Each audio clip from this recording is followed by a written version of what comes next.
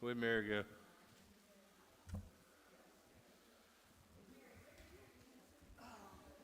Zoomed up. There we go.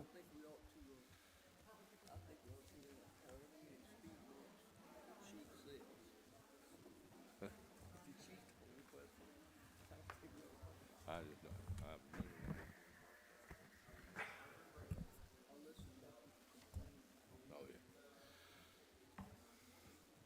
yeah. Let's call this meeting to order, please. Roll call. Kurt Smith. Here. Gustafson. Here. Perry. Here. J.R. Smith. Here. Brabner. Here. Mayor. I am here. Our invocation and pledge will be led by Councilmember Shane Perry. If you'll please rise. Father, thank you again for the opportunity to come and work in the great city of Spanish Fort. Thank you for our citizens, Father, that we stand up here and we try to do the best that we can for our citizens. Father, just pray you give us a special blessing and wisdom as we make decisions on behalf of the city and our citizens. Father, pray for those that are not feeling well today, Father, that you'd reach down and touch them. Father, just heal them and let them know we're praying for them tonight. Father, thank you again for the awesome city we have and our citizens. In your Son's name we pray. Amen. Pledge allegiance to the flag of the United States of America and to the republic for which it stands, one nation, under God, indivisible, with liberty and justice for all.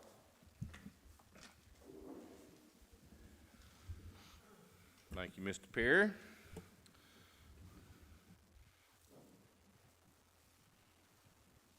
I ask for the approval of the minutes of the previous meeting, work session, September 19th, 2022, and the regular meeting, September 19th, 2022. Are there any corrections?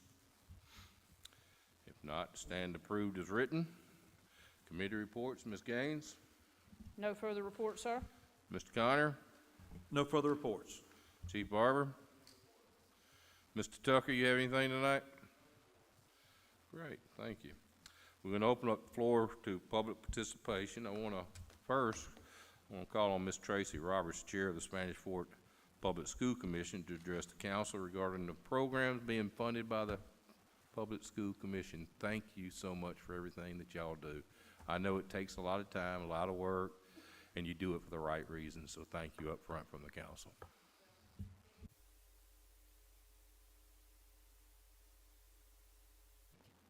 Good evening. Thank you for having me. I am the new chairperson of the school commission, and in that capacity, I'm here to update you on the business of the school commission, the budgets that have been sent to us and approved, and to give you some success stories that are a direct result of local tax dollars going to local students in our local schools.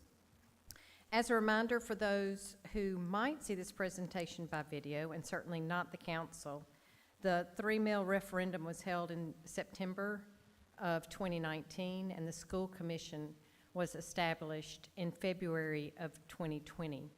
So funding for our schools began that next school year. And as a reminder, COVID came along in 2020, and it slowed down our progress some. And it certainly ended up presenting our schools and our students with some challenges as a result of schools being closed. But I also just want to remind those that may not know that the 3-mill tax is a tax that allows local educators to put programs in place that state and federal programs do not fund. And it's also a way for Spanish Fort educators to put in place programs that are appropriate for our schools and our students. So the estimated collection for the 3-mill tax for the 22-23 school year is a little over $1 million. John Wilson is the money guy for Baldwin County School Board, and I don't have the exact figures from him today, but the last estimate that I have was $1,028,838. The school commission has granted expenditures to our schools in the amount of $850,888. Those requests were made at the beginning of the school year, and that meeting was in August when we approved those expenditures. I certainly anticipate additional requests as challenges are presented and solutions are examined, and how that we can best help our schools. Most of this budget, everybody's budget, is for hands and feet in the schools. They're for tutors, interventionists, a counselor, social worker, people in the schools helping our students. In fact, Spanish Fort High School has 3, the middle school 7, the elementary school 7, Rockwell 6, and Stonebridge has 3. And they need more.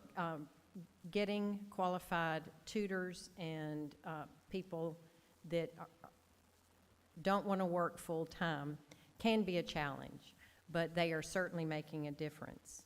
The rest of the program dollars, the budget dollars, are for programs that enhance academic achievement. They are programs that have a direct effect on whether or not kids are ready to go to college. They're ready to take the ACT and score well. They're getting ready for standardized tests. And in particular, STEAM labs. STEAM stands for Science, Technology, Education, Arts, and Math. And these STEAM labs and the expensive equipment that is required to do these labs the right way with a qualified instructor does take some money, but the benefits are just huge to our students. And the test results are bearing out these wise investments. The scores have just come out for testing from last year for our schools, and there are increases in achievements in reading and math. And in particular, at Rockwell, the reading and math scores had the highest average test scores in Baldwin County. And for the first time, 4th graders were tested on science. This is a new area of testing for the state, and Rockwell had the highest in Baldwin County. So Robbie, the principal, and the principals at the other schools would tell you that the intervention is helping so much with those students that are on the bubble, that need just a little extra to make it to where they feel successful, and it shows in the test scores. And in closing, what I want to do is tell you about my time in the schools last week. I tried to visit most of our schools with the understanding that I wanted to see our tax dollars at work. So I was able to see an intervention class for young kids that struggle with reading. It was small group instruction, a very qualified retired teacher leading that class, and she told me that it just makes a big difference for these kids that struggle. I also saw 3rd graders program their own robot. Now, they thought they were just having fun. I was so impressed with, how they just soak up the knowledge, and they love what they're doing.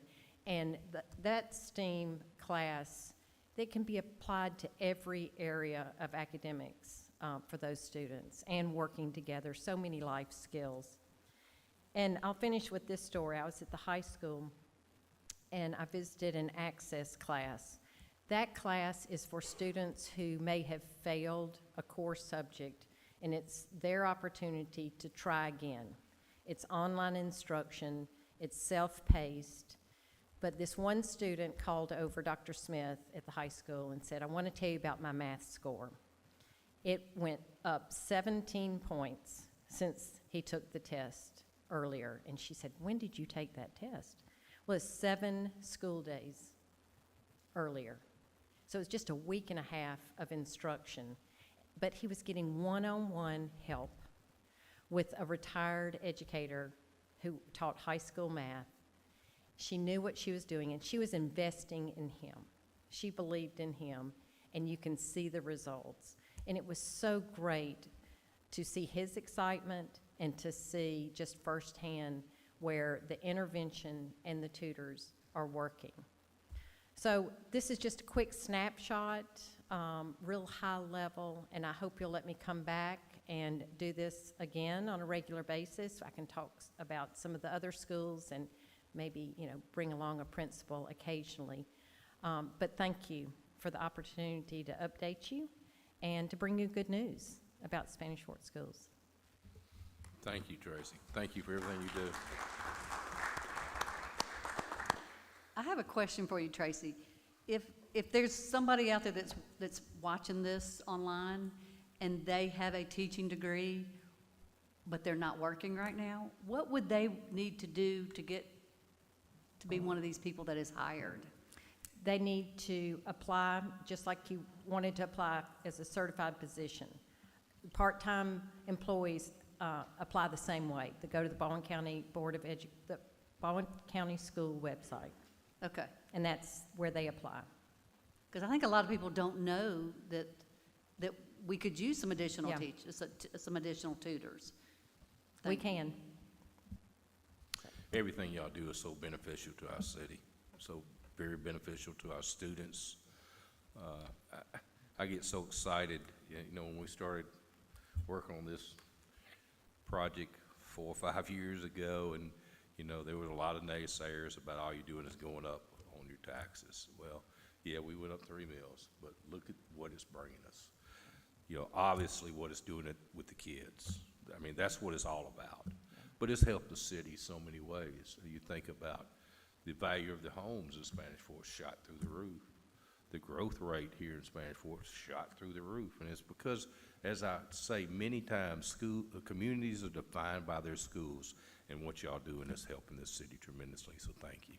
Well, Thank they you have so much. just so much good news. So you ought to be proud of what you started as a city council. Thank you. Well, thank you all, thank you. Anything else for Tracy?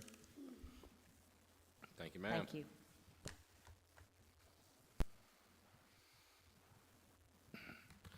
Open up the floor for public participation. If anyone would like to come address the council, now is your time. Please come forward, give us your name and address. Okay, moving forward under announcements. Join the City of Spanish Fort Fire Department at its annual open house, Public Safety Day, October 15th, 2022, from 10 a.m. to 2 p.m., rain or shine. We will be there with lots of fun activities for the kids, including rock climbing, the smokehouse, Sparky, free food, car fires, Jaws of Life demonstrations, raffles, vendors, and many, many more. So please join the fire department on October 15th. Congressman Jerry Carr recently sent out a survey to Spanish Fort residents asking for feedback about our postal service. Please check your email inbox and fill out that survey. If you did not receive a survey, please send your comments to jerry.carl@mail.house.gov.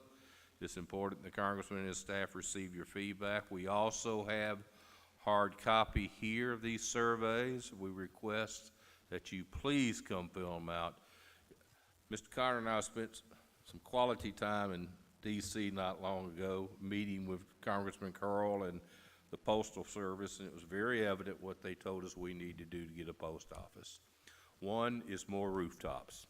Obviously, that's happening. Spanish Fort's growing very fast. Second fastest growing city in the state in the last census. Secondly, they need some examples of quality or lack of quality service issues. That's the purpose of this survey. We need that out there. They need to know that the quality of service in our city is not what it should be. So I please ask you to fill out those surveys. Come by City Hall, fill it out. We will scan it. We will send it in. We had a concert last night here at the community center, and it was very well attended. And we had surveys here, and we ran out. It was that important to the people of this city. So please, please fill out these surveys, get them in. And I hope every council member has filled out a survey and sent it in. I would be so ashamed if you didn't. So, I'm On that- sorry, I get off my soapbox now. On that note, I have heard some people say that we're collecting data from those, and we are not collecting data, we're just trying to get a post office. I just want a post office. I announced this at that concert last night, and I tell you, I got a standing ovation about it. So, we need this post office for our city. On October 29th, the City of Spanish Fort and the City of Spanish Fort Public Library will host a family movie night on the grounds of the Spanish Fort Community Center. And I don't agree with this. License requirements prevent us from giving you the name, but there's a little green monster and a donkey in it, so come see it. You can figure out what it is. Bring your blankets, tailgate chairs, enjoy a movie at 7 o'clock or as soon as it gets dark. The public is invited to begin arriving around 6 o'clock, and there'll be lawn games set up to enjoy in advance of the movie. The event is free for the entire family. More details, including the movie name, can be found at the Spanish Fort Public Library website. Under new business, we have the pleasure of swearing in our first City of Spanish Fort Junior City Council members. This has been something we have been working on for the better part of a year or so. It's another step of a growing city. It is so important that the youth come and help us do this. Y'all, we need this fresh ideas. So with that, Mr. Connor and Judge Rose, if you'll come forward, we're going to ask y'all to come up on the stage, and we'll do the swearing in as a group there, but we'll introduce you individually. Mr. Connor? Okay. Williams L. Briskman.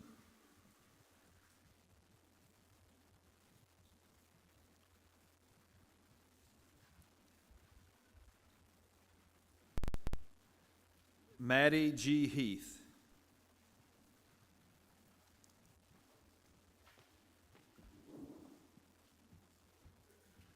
John M. Kent.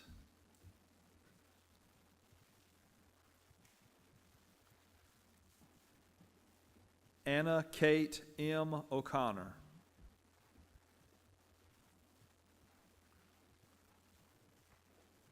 Jackson P. Russo.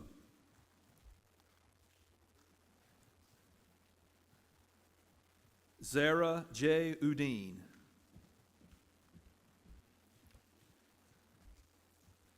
Lucy A. Walden.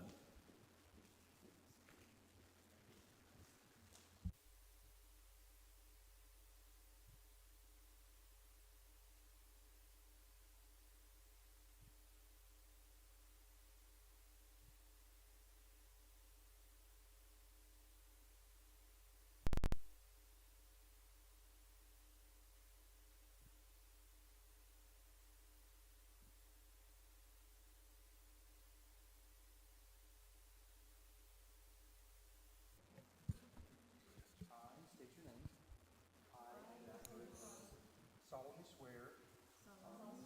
That I will support the Constitution of the United States of America.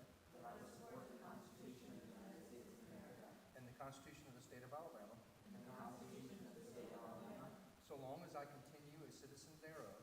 And that I will faithfully and honestly. Discharge the duties. Of the office of Junior City Council Member. Upon which I'm about to enter. Faithfully and honestly. To the best of my ability. So help you God.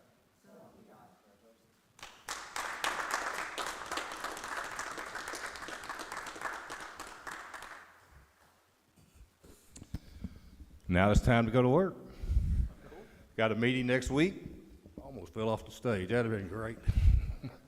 So, thank you all. Thank you for volunteering. Thank you for coming forward.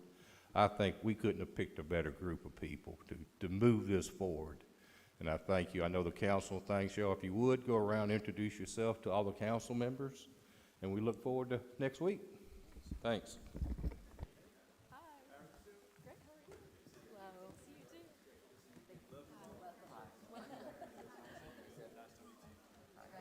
Thank you, ma'am. Nice to meet you. Congrats. Thank you, ma'am.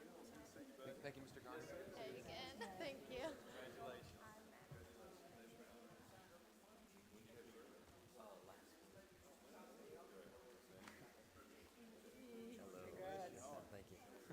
Nice to meet you, Anna Kate O'Connor. Zara. Thank you. Thank you again. Thank you. Yes, sir.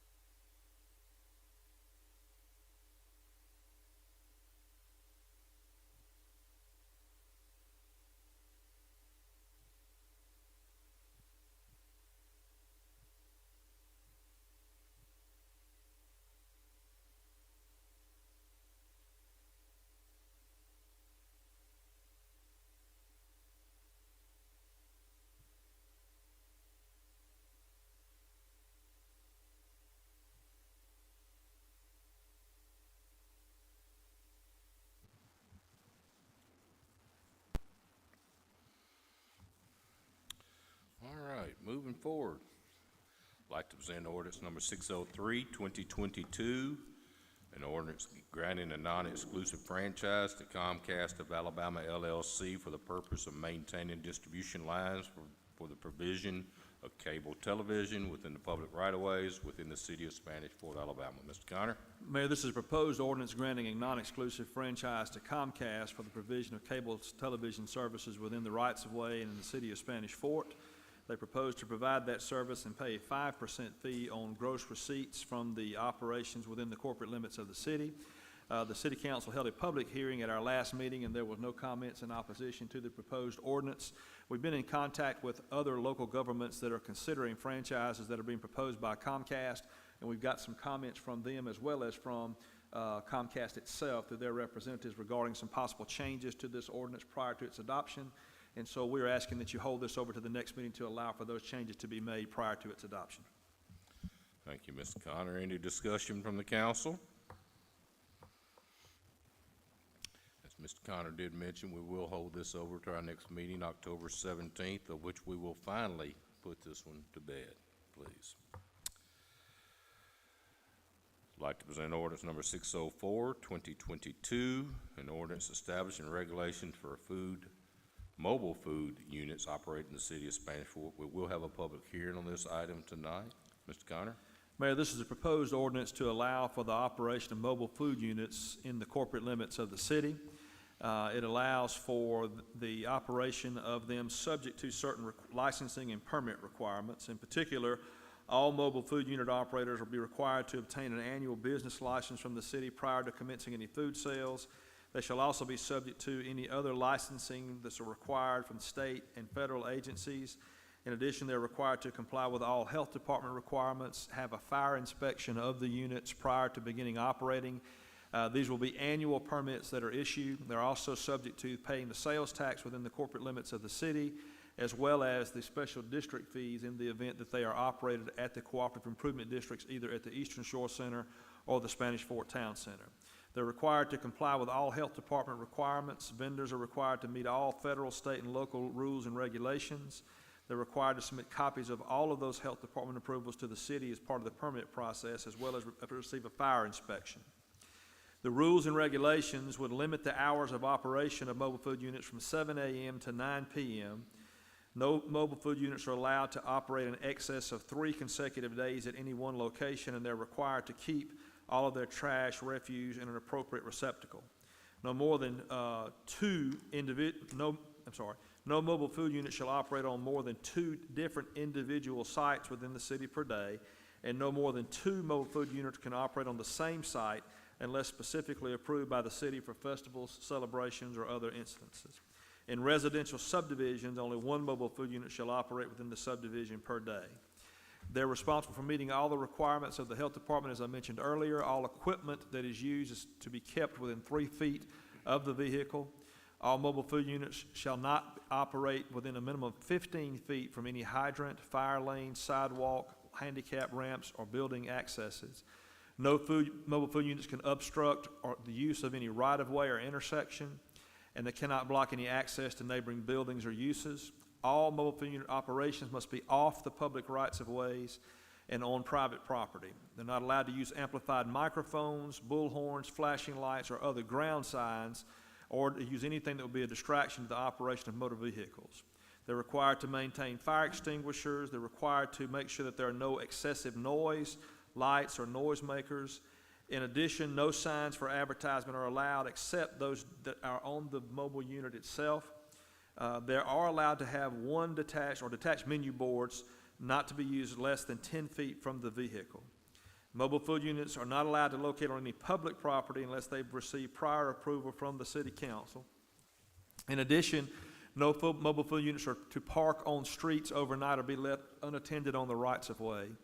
In addition, in order to protect neighboring restaurants and service businesses, no mobile food units vehicles are allowed to operate within 500 feet of the nearest public entrance of any restaurant in current operation, unless it is the mobile food unit vendor's principal place of business or it has received unrevoked written consent of the owner to operate that facility.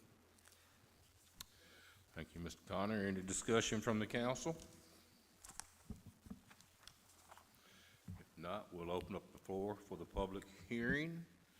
I would like to ask that if you do come forward, please give us your name and address. Public hearing is now open. Public hearing is now closed. Discussion from the council? Do I have a motion? I make a motion, we approve 604-2022. Second. Discussion? Roll call? Kurt Smith, Yes. Gustafson. Yes. Perry, Yes. J.R. Smith, Yes. Brabner, Yes. Mayor. Yes, the ordinance is adopted. I'd like to present ordinance number 606, 2022, an ordinance amending the master plan for Churchill 2 subdivision, a planned unit development. Mr. Connor? The developers of Churchill 2 subdivision have requested that the city council amend the master plan approved for the development as it relates to the last phase of the subdivision. The Planning Commission held a public hearing on September 12, 2022, and forwards a positive recommendation for the amendment to the master plan. A copy of the legal description for the subdivision is attached as Exhibit 1. Attached as Exhibit 2 is the old master plan, or the master plan that's in effect now, and Exhibit 3 is the new proposed master plan. If I'm not mistaken, it reduces the number of lots by either 12 or 17. Eddie, I can't remember exactly, but it reduces the number of lots in the phase. The remaining lot configuration stays basically the same. Thank you, Mr. Connor. Any discussion from the council? Would like to announce that we'll have a public hearing to be held Monday, October 17th, here at the City Council meeting to hear any comments in opposition to or in favor of the proposed ordinance. I'd like to present ordinance number 607, 2022, an ordinance amending ordinance number 5196 of the City of Spanish Fort, changing the zoning classification of certain property identified as Lot 6E Eastern Shore Center, Phase 4, Spanish Fort, Alabama, from B3 to B5. Mr. Connor? Mayor, several years ago, the city created the B5 Hotel Motel District in order to allow for and encourage the construction of hotels within the corporate limits of the city. We've had some constructed at the Spanish Fort Town Center, and now we have a developer or property owner that's wanting to develop Lot 6E, Eastern Shore Center Phase 4, which is located behind the Dillard's Shopping Center at the Eastern Shore Center. They requested that the property be rezoned from B3 General Business District to B5 Hotel Motel District for the purpose of constructing a hotel on that site. Thank you, Mr. Connor. Any discussion from the council? And I forgot to tell you, the Planning Commission forwards a positive recommendation for that rezoning request. Hearing no discussion, I'd like to announce that a public hearing be held Monday, October 17th, city council meeting, hearing any comments in opposition to or in favor of the proposed ordinance. I'd like to present Resolution 1264, 2022, a resolution authorizing the mayor to execute a memorandum of understanding between the Baldwin County Commission, Baldwin County Sheriff's Office, Baldwin County Schools, and the city of Spanish Fort. Mr. Connor does have a conflict on this, so I will handle it. This is our annual agreement with all the parties mentioned before to secure SROs for all of our schools. We have 4 in our school where we have this. There's no changes to the contract that we've had prior. It's just a continuation of the agreement. Any discussion from the council? Do I have a motion to adopt? Make a motion to adopt 1264-2022. Second. Discussion? Roll call, please. Kurt Smith, Recuse. Gustafson, Yes. Perry, Yes. J.R. Smith, Yes. Brabner, Yes. Mayor.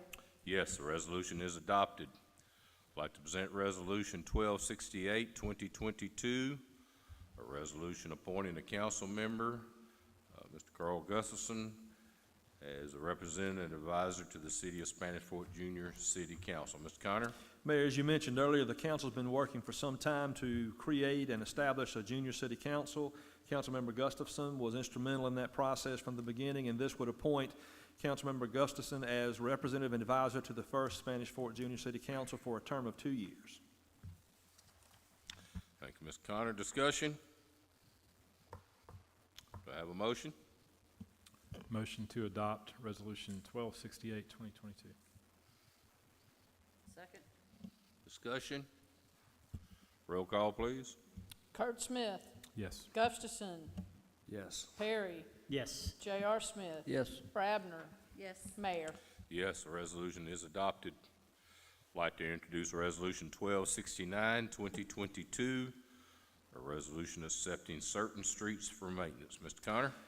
Mayor, the developer of Rain Plantation Phase 4 has requested that the city accept the streets for maintenance within that subdivision. The streets are named Exbury Way and Marvana Drive in Rain Plantation Subdivision Phase 4. A copy of the proposed bonds for the maintenance improvements, sidewalk improvements, and other requirements are attached to this resolution as exhibits. As I mentioned to you earlier, there are a couple of questions that we need to handle with the staff regarding those bonds, but this is being introduced tonight, as I understand. Thank you, Mr. Connor. Discussion from the council? As Mr. Connor mentioned, it's being introduced tonight, will be on the October 17th agenda. Any other business coming before the council tonight? Do I have a motion to adjourn? So moved.